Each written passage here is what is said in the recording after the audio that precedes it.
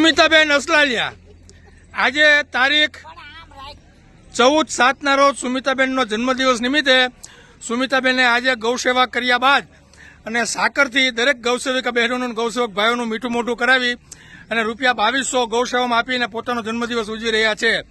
જય ગૌ માતા.